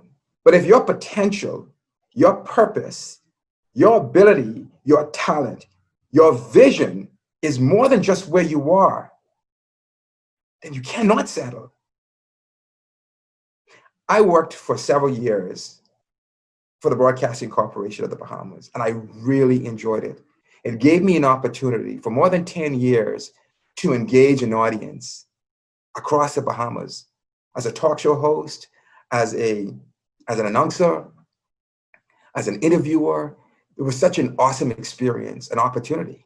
Because I remember when I was at COB, I was COB at the time, that I spoke with Eric Ward, who was at that time, he was the New Faces of 100 Jams. He's since moved on, and others.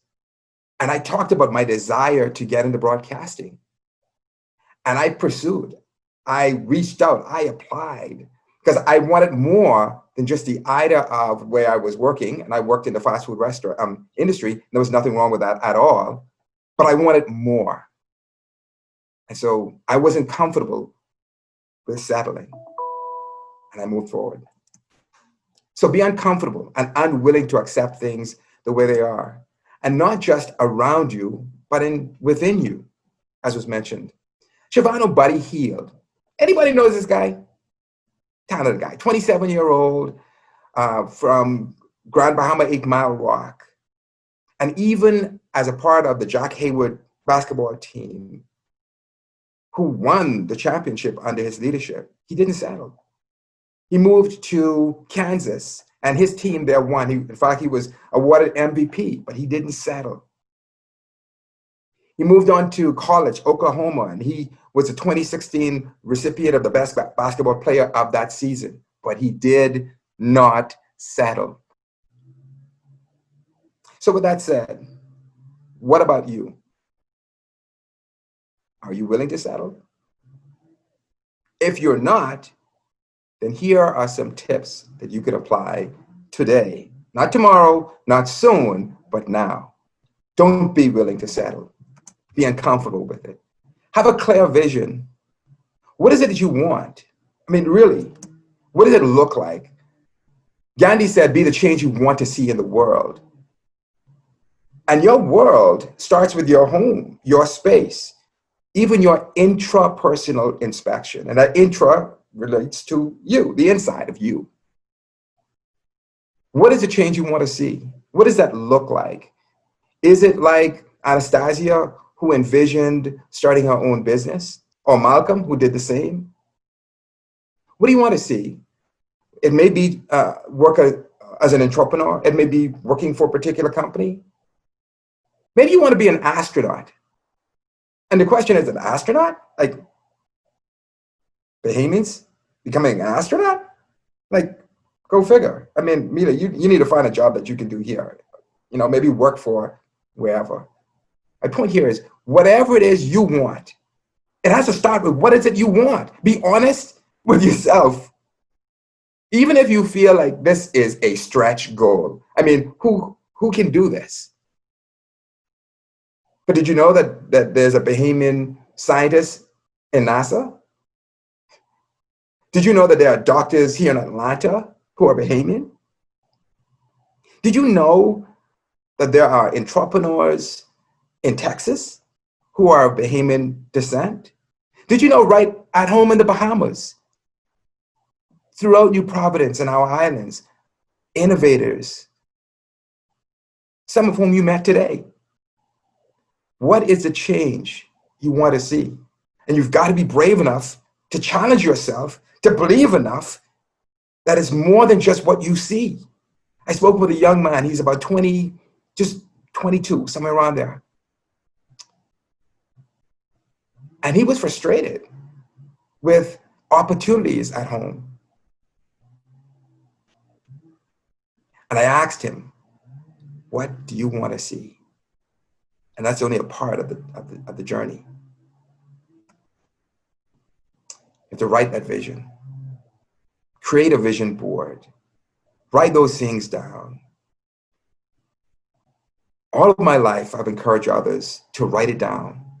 I remember my dad, in fact, still today, he reminds me, write it down. He would say that no person should travel anywhere without a pen. It should be part of your uniform. I gather today we use our phones.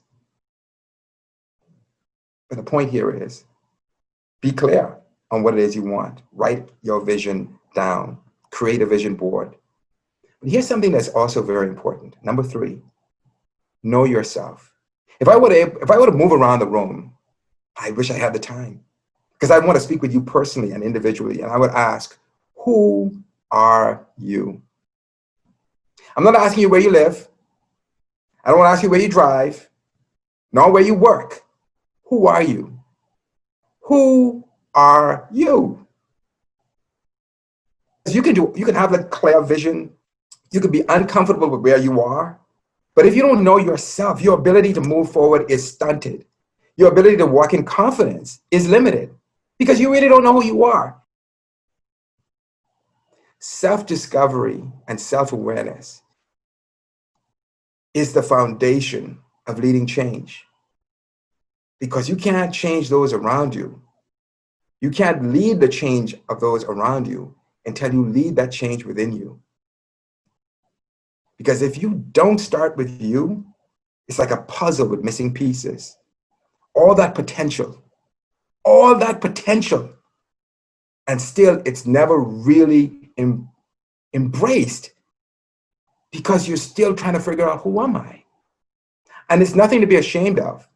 In fact, for that person who is brave enough to acknowledge, I'm still getting to know me, or there's still parts of me that I need to get to know, is then able to move forward.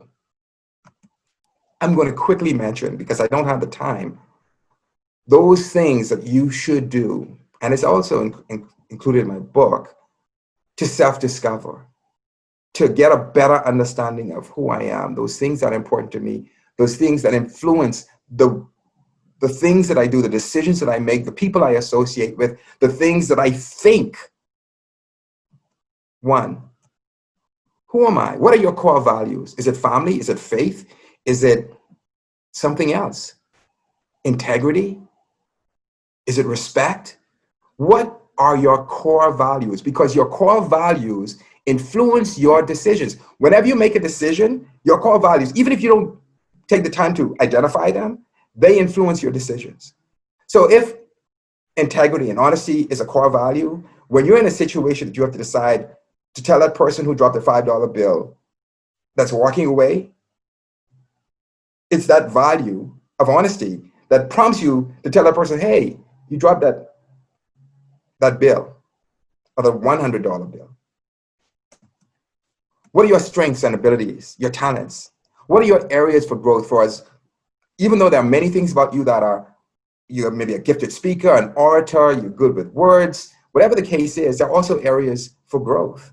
Perhaps it may be time management, or it may be being willing to talk and to communicate and talk about those things that's going on inside. But these areas of growth are important, as they are as important as celebrating and identifying what your strengths and your abilities are. What about your cultural identity? Let's be truthful. There are members of our community who come from varying economic, socioeconomic, and cultural histories. I think it's important for you to one, identify what that is, and be proud of who you are and of your ancestry. Now, if there's something that's a part of your ancestry that you find challenging, or it's not of the best character, then you need to still acknowledge it and decide, well, okay, that's not that part of my ancestry. I don't want anything to do with it. I'm identifying it because I know it is, and I'm going to make the decisions that will take me along another path. But what is your cultural identity? What's your spiritual foundation? The things that guide you, that power greater than you. For me, it's Christ. I understand that every person must make a decision for herself or himself. And what do you want from others? Is it respect? Is it admiration? What do you want from the others around you, from your parents, from your brothers, your siblings, from your coworkers? What is it that you want? And being willing to be honest with yourself.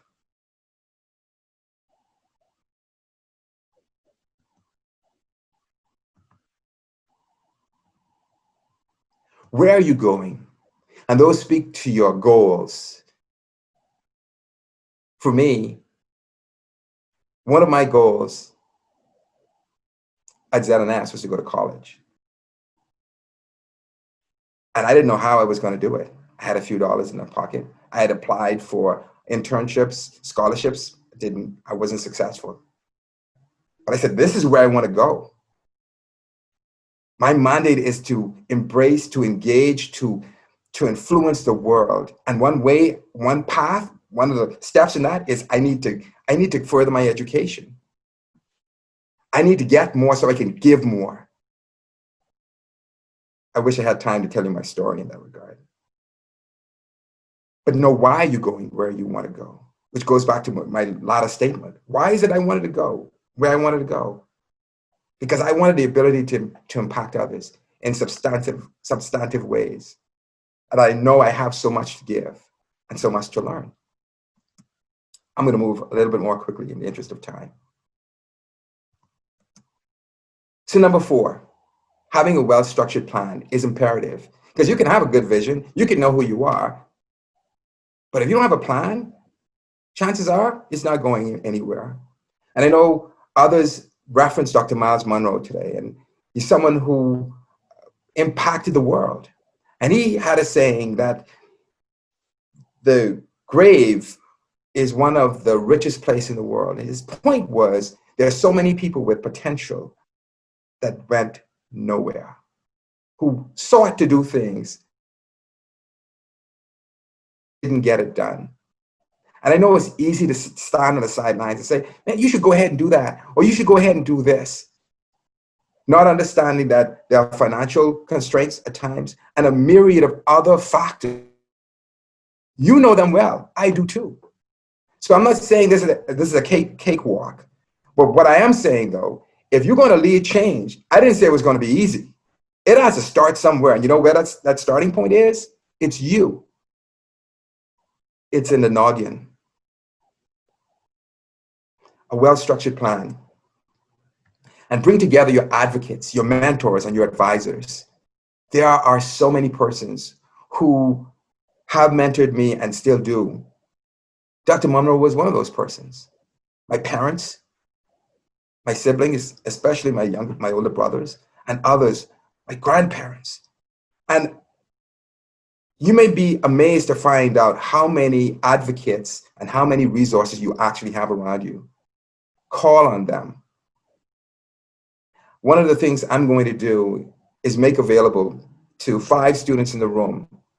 If you're looking for a mentor, for someone to challenge and support you in the process of you achieving your goals, reach out to me. The first 5 students who do, I will commit at least a month of my time to working with you to streamline what those things are and to start the process of making connections. One of the things that I'm working on now is finding sources, persons here in Atlanta, in the United States, and Canada, and other places, who are willing to be a mentor, at least for a season, to provide both support and mentorship to someone at home who is willing to invest their time in themselves. And activate your persistence and your resilience. They are similar, but they are different. You cannot have one without the other and expect to lead change. Persistence is that ability and that commitment to see through, to stay on course, regardless to whatever challenges and obstacles come. Resilience is the ability to bounce back when those challenges and disappointments come. So you can say, listen, I am moving towards completing my degree. That's your persistence.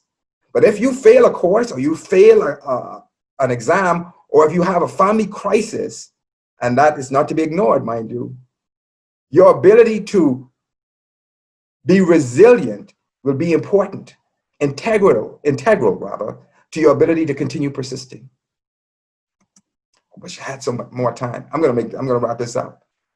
Jamal Roy was a young man I met in the early days of his establishing himself as the celebrity artist. He is drawn and presented to Oprah Winfrey, Lenny Kravitz, Nicki Minaj, and many others.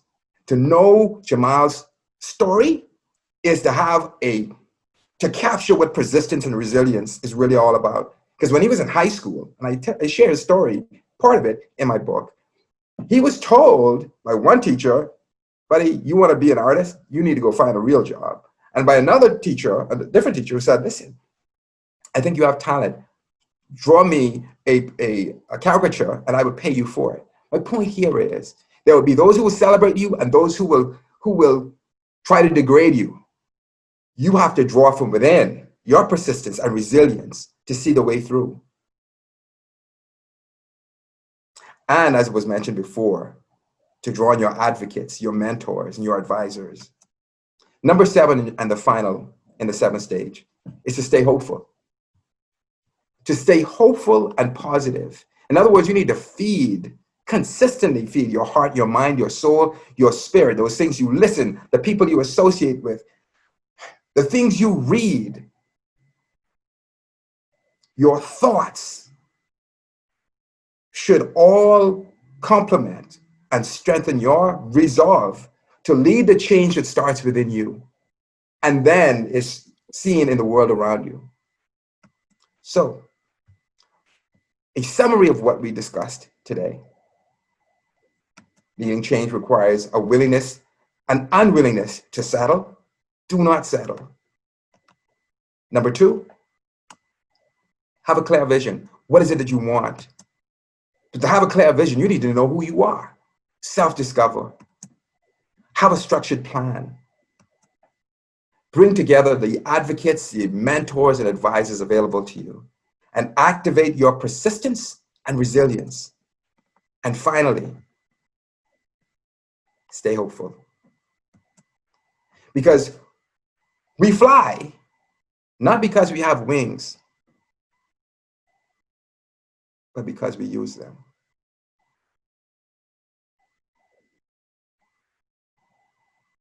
We fly, not because we have wings. There are a lot of talented people in the world. but because we use them. You've got it. Put it to use. Thank you.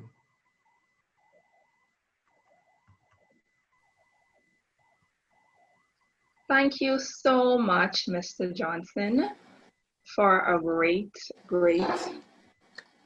session. I love the statement that you shared on change.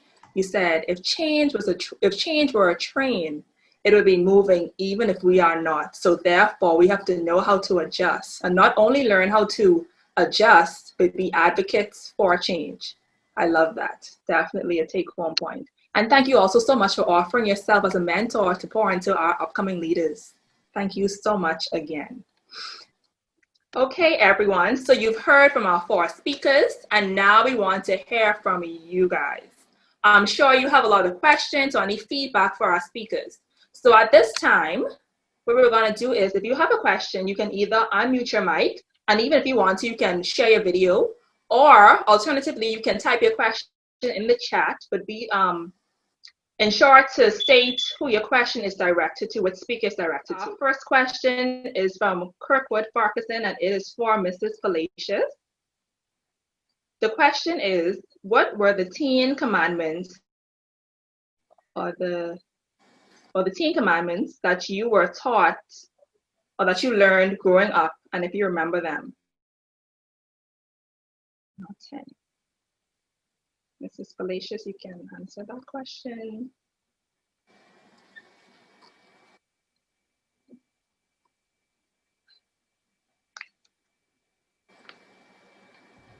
Okay, yes, that's a really good question.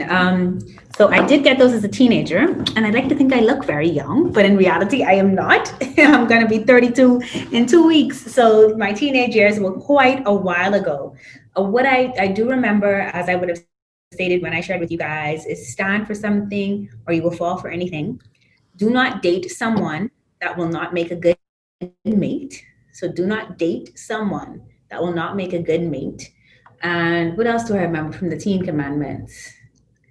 Watch your friends. You become what they are. So there are 10 of them. I do not remember them at all right now. I was trying to Google them for you, but they didn't come up in time for me to respond. But you can always Google 10 commandments, and you can type in the first one that I shared with you, which is stand for something or you will fall for anything. Just Google 10 commandments, stand for something or you will fall for anything, and all 10 of those should come up. But they were all excellent lessons that I've continued to try to keep with me as the years go by. Okay, thank you, Mrs. Fallacious. The next question to Malcolm. How was your company's money intake creating security issues? Oh, let me just give a statement of clarification. That was when I operated a tuck shop at the University of the Bahamas. The tuck shop started off as nothing. It was just something that, you know, they would probably buy $30 or $40 worth of chips and sodas and, you know, sell it inside the sub. And what we did was we got an empty office all along the pathway. I think it's Independence Walk or Independence Drive. I can't remember what the name is now. Very, very close to the B block. And we put a lot of speakers up, and we got really, really, really good stock. And we created an atmosphere of business with a very, very young culture. At the time, I wasn't as into God as I'm now. So, you know, we were playing a lot of reggae and rap and all of those things. So it became cool. And we ended up having over $1,000 in revenue every day on the campus. So at the end of the week, that's about $8,000 that, you know, young kids, we were what, 18, 19, you know, it was security issues because it honestly wasn't any, you know, locks on the doors. But that was that particular instance. I'm a young entrepreneur, learning, growing, you know, every day. I try to stay humble and, you know, just evaluate how much more I need to know. And I think that's what, you know, everybody should aspire to be. But just to, you know, recap on everything that was said, I put together sort of a little flow chart from a dream, you know, as Anastasia said, who am I? Where am I going? How will I get there? Then we move to wisdom. And as Alethea said, we look at the opportunities, we assess them, we make our observations, we do our research. And when it's time to go into action, a lot of the things Kirk was talking about, your vision, where are you going, and really and truly being intentional about having the right positive mindset of success, then I just want to put in there trial and error. Trust me, you're not going to get it right the first time. So you have to be open to fail, and as John Maxwell would always say, fail forward. And then the last thing I just want to touch on is this will lead to potential success. I can't tell you how to become successful. The best advice I could give you is to follow Jesus Christ. His scriptures are so vivid and very, very the most intellectually deep book and stimulating book you could ever find, if it's activated by the Holy Spirit and you're really enjoying it. So, I know today we spoke a lot of Christianity and faith, but, especially as a young people, a lot of persons could have misconceptions even of what it is to be saved. And it's simply to have faith inside Jesus Christ, to welcome him into your heart, and to know that it's nothing you are doing to earn your salvation. Your salvation was already bought on the cross for those who are Christ. So thank you so much for having me. I don't have a bunch of money now. I am not scared to go out there, to go outside. I am a young entrepreneur who has had some success as a professional and as an entrepreneur. And, just like yourself, I'm learning every day. Thank you, Malcolm. And to Mr. Johnson, how did you avoid burnout in the broadcast field? That's a good question. One of the things for me was my love for what I did. So I mentioned the Broadcasting Corporation, more than a decade there. I also went on to Jams at one point, and then to Guardian Radio. That was my last radio before heading to Georgia. And the love for what I do, being very clearly connected to who I am and what it is that I'm doing. So matters of the heart at the corporation, the things that matter at Guardian Radio, and both was about how do I not only inspire someone. Inspiration is important, it's great, but I need to educate you. I want to make sure that you learn, whether it's about relationships or about your community, and most importantly, about yourself. Because at the end of the whole journey, it's about self-discovery, connecting to so many other things. Thank you, Mr. Johnson. Shanika Brown, to answer your question about the link for the mentorship program, it is posted in the chat below. You can check it out. Another question for Mrs. Palacios. The question reads, while staying in your own lane, what are some ways or tips whereby we can stay focused in our personal lane and growth in Christ and not allow ourselves to be distracted? That is, distracted by others in their own personal lane and etc. Thank you so much for that question. I think that's from Dale Gator. Dale, I'm going to get to you in just a second, but I just wanted to echo Kirk because that was a really good question. And I want to address. I love what I do. I host Bahamas at Sunrise, and I get up at 5 a.m. Well, 5 a.m. because I'm home now, but before, when I had to be in the studio, I'd have to get up at 4:30. And I have a 4-month-old baby, and I breastfeed, and so that means that I have to nurse throughout the night. He does not sleep straight through the night, so I barely get any sleep. I still love what I do, but that does not mean that it's not hard. And so I think that what we have to recognize in life is that we can find ways to do things. I always disliked when I heard people say, work smart, not hard, because just because you work smart and you find tools that help because you love what you do, and also know that there will be parts of it, just because you love it, just because it's the greatest thing ever and you get to live in your passion, that doesn't mean that there aren't things that are going to be hard about it. So we shouldn't be afraid to conquer hard challenges. God says his grace is made perfect His strength, is made perfect in our weakness, and he gives us grace for every task. So if you're wondering about your passion and how do you pursue it, know that the pursuit of passion, know that the pursuit of purpose is not intended to be easy, right? It's intended to stretch you. You should be growing all the time. You know, you either should be feeling uncomfortable because you're not growing, or uncomfortable because you are growing. And the uncomfortable because you are growing is really important. So I just wanted to add that. As for Dale's question, how do we stay in our lane? A friend said this thing the other day and it blew my mind. His name is Guido Roll. And Guido said, and I want to quote it, I even made it my WhatsApp status because I thought that it was so powerful and so profound. Never compete with someone else's grace. Woo! Never compete with someone else's grace. And all that means is that God created all of us, millions of people, and you would have heard us throughout this conversation. All of us are very faith-based people, and so again, I often respect the fact that I know that not everybody is, and you know, you have to choose your own way in this world. But each of us would have our own personal reasons as to why we believe in our faith the way that we do. And I know for me, my faith has carried me, literally being at death's door after I delivered my daughter and not knowing if I would live, and God being in that space with me and carrying me through so that I'm here with you today. So for me, my faith is very real. And what I know is that God has created me with a purpose, but he hasn't created me any better than you. He still thinks that you are phenomenal and amazing and that he made you do such great things, right? And he wants you to show up every day just being the best version of you. And so in my book, and I wrote a book and it was advertised earlier on, it's called A to Z to the Best Me. And I encourage people to go ahead and find out more about themselves, do more self-discovery. Because the more that you can appreciate who God has created you to be, the less you have to be worried about other people.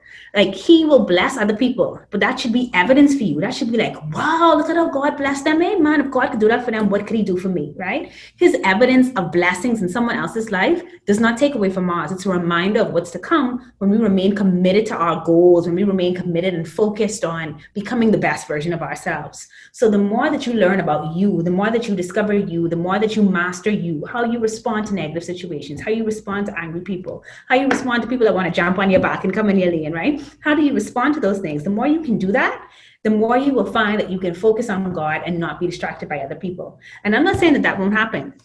The reason that my friend's message stuck out to me so much is because about a week or two ago, I was in that phase of comparison, looking at myself and other people, wondering if I was doing the right thing at the right time. That happens. That's a very, very real thing. But the more that you could remember that, no, God has fearfully and wonderfully made me. All things are working together for my good. He wouldn't put it in my heart if he wasn't going to see it come to pass. With long life, he will satisfy me. If you could remember those things, then you know that what he has in your heart will come to pass, and it's a lot easier to stay in your lane. And the final thing I want to add to this is it's even easier when we have an attitude of gratitude. Wake up and write a Dear God letter every day. Say 2 to 3 things that you're thankful for. For a week, stretch yourself and try not to make it the same thing that you were thankful for yesterday. Push yourself to create new things to be thankful for. And the more you operate in a space of gratitude, man, the more God will blow your mind, and the more you will be convinced that you are in the right space at the right time for the right reason and season, and the less you are concerned about what other people are doing. I hope that helped. Thank you, Mrs. Fallacious. Okay, we have, don't go away just yet, we have another question in the chat. What do you suggest journaling on? Should you journal on everything or every experience, or only the ones that you feel added to your core memory? So I suggest journaling on everything if you can, but it's really up to you.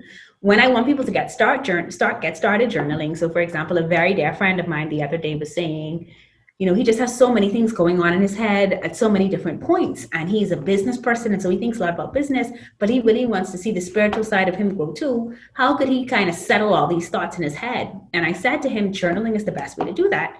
And the way that you start to do journaling is really quite simple. Just start by writing out, this is what I did today, right? My day looks like this. These are 3 of the things that I achieved today. These are 3 things that I wanted to achieve but didn't. Here is 1 thing that went wrong today. Here is what I hope tomorrow will look like, right? And so those are just some basic questions that allow you to write it out. And there are some people who are very structure oriented. So I'm very creative. I could just kind of talk and write and do things very loosely and freely. But some people, like, they thrive in structure. And so I always say to them, just start with those questions. This is what I'm thankful for today. Here are 3 things that went right. Here is 1 thing that went wrong. This is how I want to improve it. Here's what I'm looking forward to tomorrow. Here's what my top priorities are. And by just writing that out each day, you start to train your muscles, right? Everything in our life is a muscle. Literally, our brain is a muscle.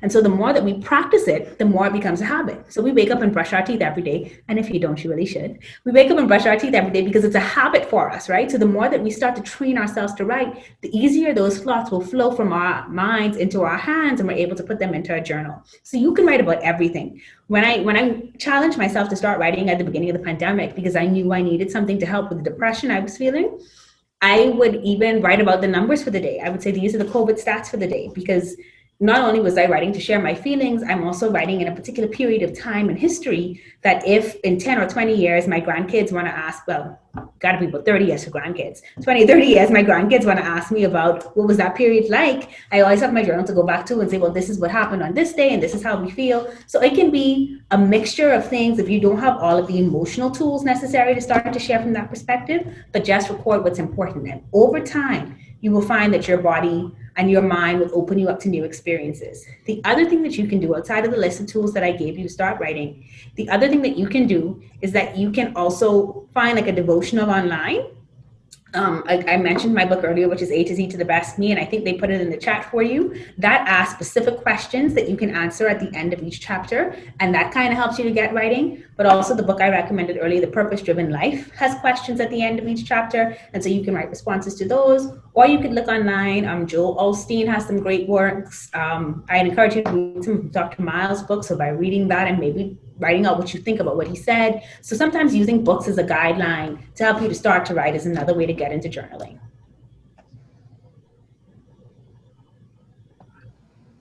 Thank you very much. I hope that answered your question, Keitra.